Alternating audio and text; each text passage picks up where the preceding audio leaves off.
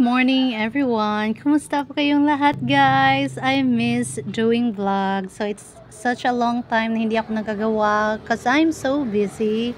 So ngayon may time. So this is just a short video of 5 minutes. So this guys, pumunta kaming beach para maligo. Para naman makapag-unwind, di ba?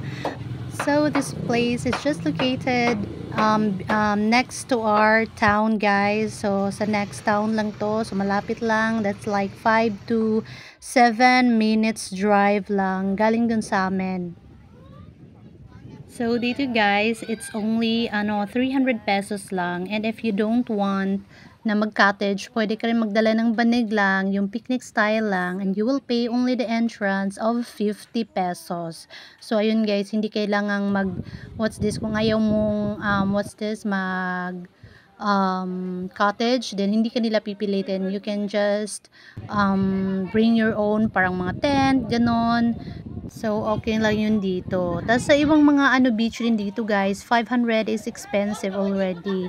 Or kung yung 500 it's a big cottage already. So, ganun. Mura lang dito sa amin sa province. Ayun, okay lang sa kanila yun guys. So, it's up to you kung mag-cottage ka or not. So, dito din naman guys, meron silang liguan. Yes. So, like, kung pupunta ka doon and you want to swim, then you can change your clothes. Meron silang para siyang guys, para siyang cafe something. So meron din silang tindahan doon. They had a small sari-sari store na merong drinks. Meron silang like mga shampoo, yun kung di kayo nakapagdala, and you will wash. Meron dong bayad 10 pesos. You can take a bath doon, 10 pesos lang, adults and kids.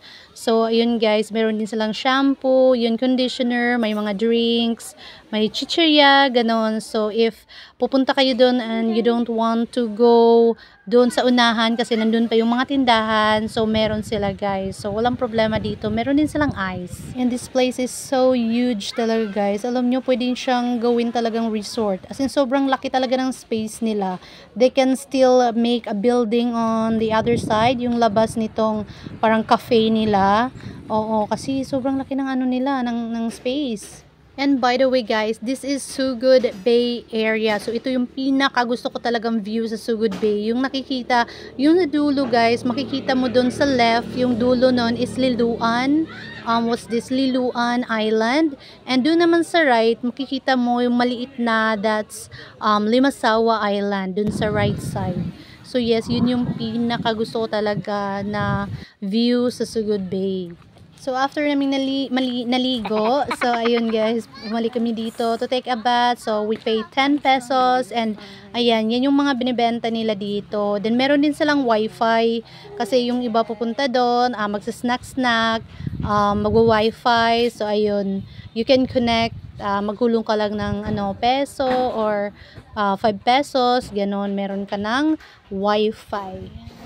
So, after taking a bath, guys, okay lang talaga sa akin kung walang suklay-suklay. Kasi, I get used to na hindi ako nagsusuklay. Kasi, inaano ko lang talaga yan sa kamay ko yung buhok ko. And, sumusunod naman siya.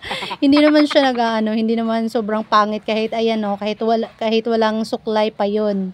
So, yes, this is their place. Tingnan nyo guys, sobrang laki talaga. As in, pang resort talaga yung lugar nila. So, reminders lang guys. Then, yung mga things, like important things, always carry it with you kasi hindi mo alam, hindi mo kakilala yung mga nandun.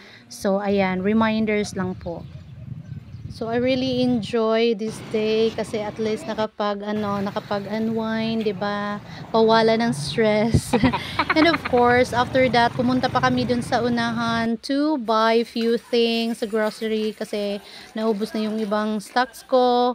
Then after that, pumili din kami ng tinapay. So, ayan, parang wala lang nangyari para lang hindi kami naligo ng dagat. So, kung kayo dun guys, you want to unwind and malapit kayo dito sa Sugod, so punta kayo dito sa Sugod area, Sugod Southern Leyte, Dorias Beach, ganon, yung pangalan nung niliguan namin. So, ayun guys, punta din kayo dun guys to experience the place. So, I think that's all for now. Thank you so much for watching guys and see you in my next vlog. Bye!